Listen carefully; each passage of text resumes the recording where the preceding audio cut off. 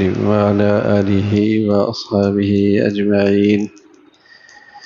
أما بعد فأعوذ بالله من الشيطان الرجيم. بسم الله الرحمن الرحيم.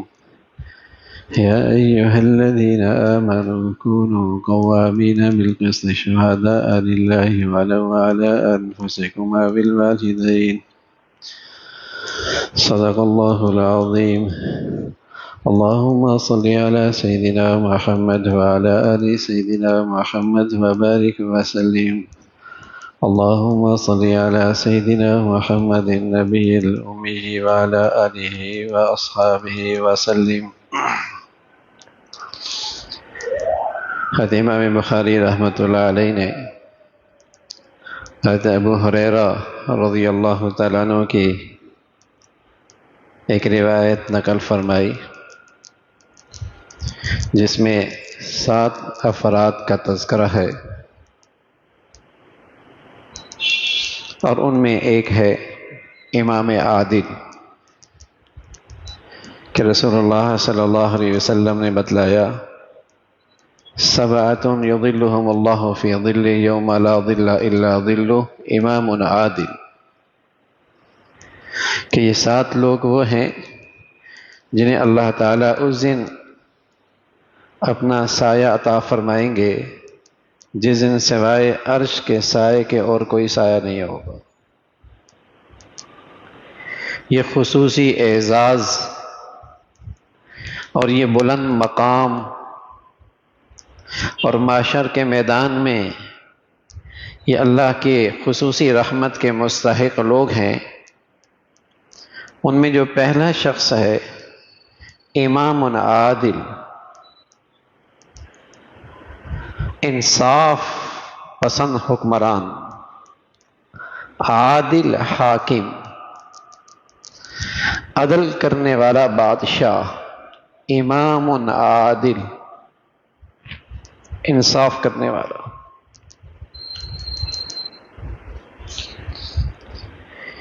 کسی بھی معاشرے، کسی کی سوسائٹی، بلکہ چھوٹی سی چھوٹی اکائی گھر اور پوری مملکت اور پوری قوم کی جو روح ہے وہ عدل و انصاف ہے۔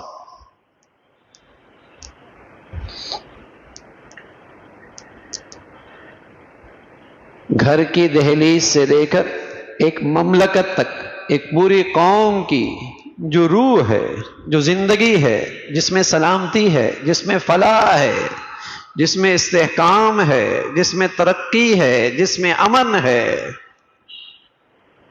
وہ جو روح ہے وہ عدل و انصاف۔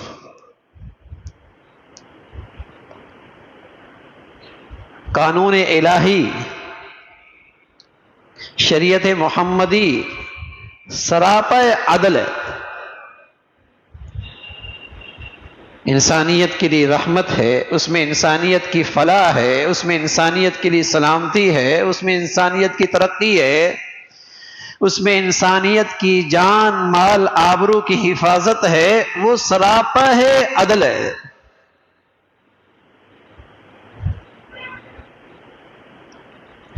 اس لیے پیارے رسول صلی اللہ علیہ وسلم نے اپنے ارشاد میں عدل کی اہمیت بتائی کہ حاکم عادل اسے اللہ کا عرش کا سایہ نصیب ہو۔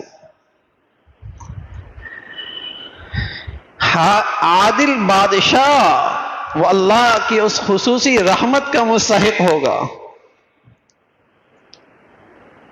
دین اسلام نے فرزندان اسلام کو، اسلام کے نام لیوا اور نام اسلام کے کلمہ پڑھنے والوں کو عدل و انصاف کی تلقین کی،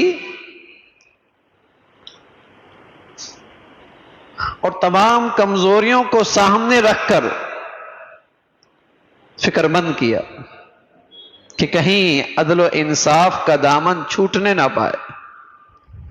یا ایھا الذین آمنوا کونوا قوامین بالقسط شہداء للہ، اے ایمان والو انصاف پہ کھڑے ہو، اللہ کی طرف سے گواہی دو، اگرچہ اس انصاف میں تمہارا اپنا ہی نقصان کیوں نہ ہو، وَلَوْ عَلَىٰ أَنفُسِكُمْ، تمہارے اپنے والدین کا ہی معاملہ کیوں نہ ہو، رشتہ داروں ہی کا کیوں نہ ہو، امیر ہے یا غریب،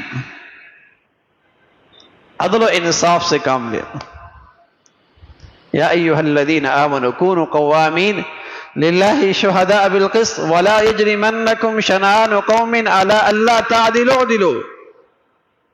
جب آدمی کسی سے بغض ہوتا ہے، لڑائی اور جھگڑا ہوتا ہے، کوئی دشمن ہوتا ہے، تو بڑے بڑے انصاف پسند بھی عدل و انصاف کا دامن چھوڑ بیٹھتے ہیں۔ فرمایا کسی کی دشمنی بھی تمہیں عدل و انصاف کے ترازو سے محروم نہ کرنے پائے، چاہے تمہارا معاملہ تمہارے دشمن سے کیوں نہ ہو، لیکن عدل کا معاملہ وہاں بھی، انصاف سے وہاں بھی کام لینا ہے، عدل و انصاف۔ میں عرض کر رہا ہوں قانون الہی، شریعت محمدی، ایک مسلمان کی زندگی جس بنیاد پہ کھڑی ہے وہ عدل و انصاف، انصاف کہ انصاف کا دامن نہ چھوڑنا۔ تو انسانیت کی سلامتی، انسانیت کی فلاح، اس کی سلامتی، اس کا امن عدل و انصاف کے ساتھ، عدل و انصاف کے ساتھ۔ کسی مملکت کی، کسی قوم کی بربادی، اس کے دو بنیادی اسباب ہیں، دو بنیادی اسباب ہیں۔ پہلی چیز، جب قوم فسق و فجور میں مبتلا ہو اور کھلے عام اللہ کی نافرمانی کرنے لگے، حلال حرام جائز ناجائز ان سارے حدود کو پامال کرنے لگے، ایک سبب تو یہ ہے، اور دوسرا یہ ہے کہ پھر اللہ ان پر ایک ظالم مسلط کرتا، ظالم ان پہ مسلط ہوتے ہیں، اس لیے کہ عدل و انصاف کی شکل میں کوئی حکمران آ جائے تو وہ اللہ کا سایہ رحمت ہے، اور کوئی ظالم اور بد کردار مسلط ہو جائے تو وہ عذاب کی ایک شکل ہے، اور یہ عذاب اسی وقت آیا کرتا ہے جب قومیں فسق و فجور میں مبتلا ہوا کرتی۔ پہلے یہ ظالم اپنے ظلم اور استبداد میں اس قوم کو چکی میں پیستا ہے، پھر ایک وقت کے بعد یہ چکی اس ظالم کو بھی پیس دیتی، وہ بھی نہیں بچتا۔ تو کسی قوم اور کسی مملکت کی بربادی یہ ہے کہ قوم فسق و فجور میں مبتلا ہو اور وہاں عدل و انصاف باقی نہ رہے۔ جسم کی روح ہے تو اعضاء اپنے اپنی جگہ پہ کام کر رہے ہوتے، آنکھ دیکھ رہی ہوتی ہے، زبان بول رہی ہوتی ہے، کان سن رہے ہوتے ہیں، دل کام کر رہا ہوتا ہے، دماغ اپنا کام کر رہا ہوتا ہے، روح موجود ہے جو ان تمام اعضاء اور جوارح سے کام لے رہا ہے، زندگی دے رہا ہے۔ اور اگر یہ روح نکال دی جائے تو تمام اعضاء اس سے استفادہ نہیں کیا جا سکتا، بلکہ وہ بکھرنے لگتے ہیں، بلکہ ان کی سلامتی نہیں رہتی، بلکہ وہ محفوظ نہیں رہتے، بلکہ ان کے وجود خطرے میں آ جاتا ہے، روح نہیں رہی۔ کسی مملکت میں، کسی معاشرے میں، کسی سوسائٹی میں، بلکہ کسی گھر میں اگر عدل و انصاف نہیں ہوگا تو نہ وہ گھر اکٹھا رہ سکتا ہے، نہ وہ خاندان اکٹھا رہ سکتا ہے، نہ وہ معاشرہ اکٹھی رہ سکتا ہے، اور نہ وہ قوم سلامتی اور اتفاق کی شکل اختیار کر سکتی، سب بکھر جائیں گے۔ وہ عدل و انصاف کی روح جو نہ رہی، کسی دانش کا قول ہے کہ کفر سے حکومتیں رہ جا کرتی، لیکن ظلم سے حکومتیں نہیں رہا کرتی، ظلم سے معاشرہ اس میں سلامتی نہیں رہتی، قوموں کے اندر سکون کی زندگی، امن ظلم کے ساتھ نہیں رہتا۔ ایک چھوٹی سی گھر اکائی لیجئے نا، گھر کی زندگی ہے، اگر وہاں ہر ایک دوسرے کا حق پامال کرے تو بتائیے وہ گھر کا وجود رہے گا؟ تو ایک معاشرہ، ایک سوسائٹی، ایک قوم، ایک مملکت، اس کی حفاظت کیسے ممکن ہے؟ تو انسانیت کا تحفظ، معاشرے اور سوسائٹی کی حفاظت، قوم اور ملک کی سلامتی، یہ عدل و انصاف کے ساتھ، یہ عدل و انصاف کے ساتھ۔ اس لیے پیارے رسول صلی اللہ علیہ وسلم نے بتایا کہ اگر کسی قوم کو عادل حکمران مل جائے، وہ اللہ کی رحمت کا سایہ ہے، وہ سایہ رحمت ہے، اللہ کے ہاں اس کا بڑا مقام ہے۔ اور اسی طرح اگر کوئی جابر ظالم حکمران مسلط ہے تو وہ اللہ کی عذاب کی ایک قسط ہے، قوم کے فسق و فجور کا نتیجہ ہے، قوم کی بدعمالیوں کی سزا ہے۔ وَكَذَلِكَ نُوَلِّي بَعْضَ الظَّالِمِينَ بَعْضًا بِمَا كَانُوا يَكْسِبُونَ۔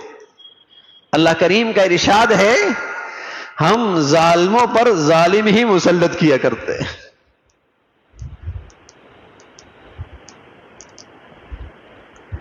جب ہر آدمی اپنے دائرہ زندگی میں، اپنے دائرہ حکمرانی میں جب نا انصافی کرتا چلا جائے گا تو اس سے بڑے ظالم ان پر مسلط ہوں گے۔ یہ اللہ کی ناراضگی اور عذاب کی ایک شکل ہے، اور اس ظلم کے قانون کے تحت قوم کبھی سکھ کا اور چین کا اور اطمینان کا سانس نہیں لے پائے گی۔ ہر طرف ایک افراتفری ہے، بے سکونی ہے، کسی کو اطمینان نہیں اپنی جان، مال، عزت، آبرو کی حفاظت پر۔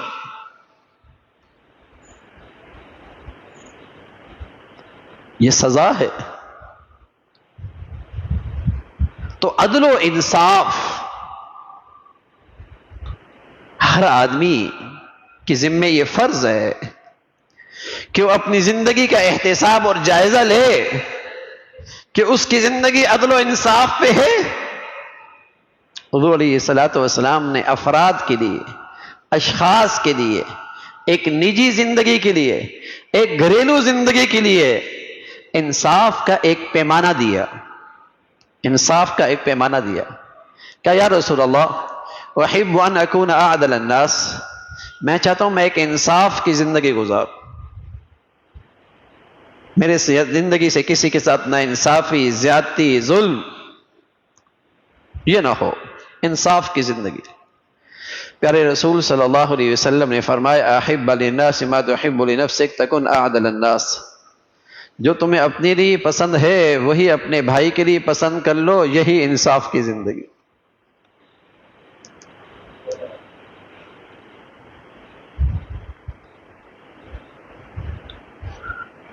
ایسا حکمران مل جائے جسے یہ خوف خدا نصیب ہو،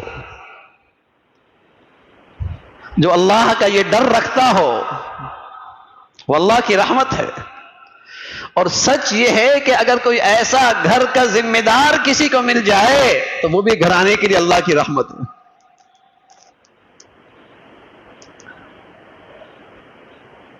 کسی اجتماعی ماحول کا ذمہ دار اس خوف خدا کے ساتھ، اس احساس اور شعور کے ساتھ زندگی گزارتا ہے، وہ اس ماحول کی اللہ کی رحمت ہے۔ احب للناس ما تحب لنفسک تکن اعدل الناس، جو تمہیں اپنے لیے پسند ہے وہی اپنے بھائی کے لیے پسند ہے۔ رویے، معاملات، طرز گفتگو، لین دین، برتاؤ، اب دوسروں کے لیے کچھ اور رویے ہیں، اپنے لیے کچھ اور پسند ہے، اسی کا نام تو ناانصافی ہے نا، اسی کا نام تو ناانصافی ہے۔ اور جب یہ انصافی معاشرے کے اندر بڑھتی ہے تو بد سے بدتر لوگ ان پہ مسلط ہوتے، بد سے بدتر لوگ مسلط، اور یہ سزا ہے اللہ کی طرف سے۔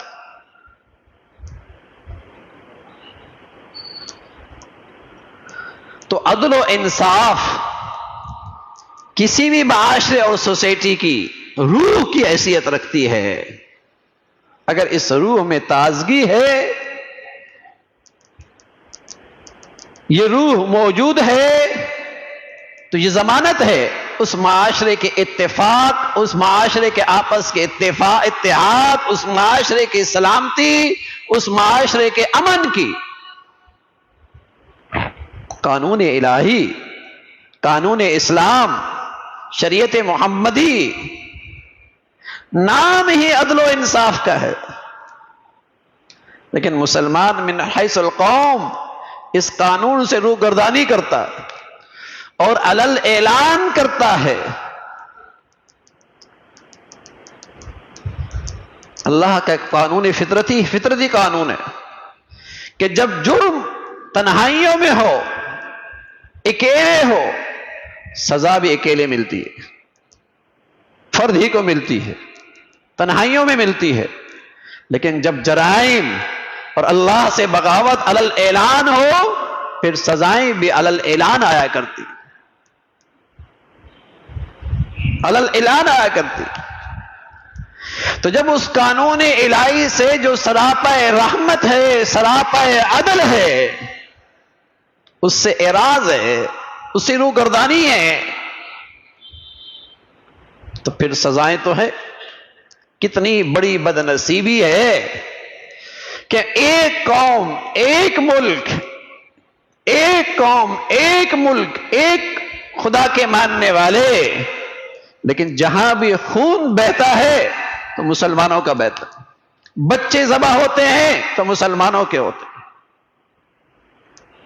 دستے گریبان ہیں تو مسلمان آپس میں لڑ رہے ہیں۔ کتنا عذاب ہے اللہ کا۔ یہ نتیجہ ہے اس ناانصافی کا، اس قانون عدل سے روگردانی کا، یہ وہ سزا ہے، یہ سزا ہے۔ بہت بڑی سزا ملی تھی سقوط مشرق کا، بنگلہ دیش ہم سے دور ہوا، لیکن ہم نے شاید سبق نہیں لیا، ہم نے اس سے فائدہ نہیں اٹھایا، رہنمائی نہیں لی کہ ہم اللہ کی طرف رجوع کرتے اور قانون عدل، حدود انصاف کو اپنے ہاں نفاذ، اس کا نفاذ کرتے، تو آج نہ یہ محرومیاں ہوتی، آج نہ یہ محرومیاں ہوتی، اور نہ ہی آج مسلمان اس کا خون اتنا آج سستا ہوتا۔ راستہ ایک ہی ہے اور کوئی راستہ نہیں ہے سلامتی کا۔ جان مال آبرو کی حفاظت کا راستہ ایک ہی ہے، وہ اسلام کا قانون عدل ہے، جہاں محرومیوں کا تصور ہی نہیں ہے۔ اسلام میں تو تلوار اٹھانے کی اجازت صرف اس وقت ہے جب اصلاح کے سارے راستے بند ہو جائیں، سارے راستے بند ہو جائیں، اور شر انسانیت کے لیے بربادی بن کے آ گیا ہو، انسانیت کو بچانے کے لیے اسلام نے تلوار اٹھانے کی اجازت دی ہے، لیکن وہاں بھی سبق دیا، بچے نہیں ان کو بچانا، عورتیں نہیں انہیں قتل نہ کرنا، بوڑھے نہیں انہیں تکلیف نہ پہنچانا، کوئی کسی عبادت خانے میں عبادت کر رہا ہے تو اس کو محفوظ رکھنا۔ اسلام کا قانون عدل ہے، وہاں ایک انسان کی بڑی جان اور جان کی قدر و قیمت ہے۔ وَمَن يَقْتُلْ مُؤْمِنًا مُتَعَمِّدًا فَجَزَاؤُهُ جَهَنَّمُ، فرمایا جیسے کافر، جیسے مشرک ہمیشہ جہنم میں جائے گا، ایسی کسی مسلمان کی جان بوجھ کے جان لے لینا یہ بھی اس کفر اور شرک کی طرح گناہ ہے، یہ بھی جہنمی ہے، یہ بھی جہنمی ہے۔ لیکن جب انصاف کا قانون نہیں ہوتا، ظلم کی تاریکیاں ہوتی ہیں، پھر نہ قاتل کو پتہ لگتا ہے نہ مقتول کو پتہ لگتا ہے کہ میں نے کیوں قتل کیا، میں کیوں قتل ہوا۔ تو مسلمان معاشرے کی زندگی روح وہ عدل و انصاف ہے۔ اللہ تعالی ہمیں نجی زندگی میں بھی، اپنے گھریلو زندگی کے اندر بھی انصاف کی زندگی عطا فرمائے، اور قومی سطح پر بھی اللہ تعالی ہمیں یہ قانون الہی نصیب فرمائے۔ وآخر دعوانا الحمدللہ رب العالمین۔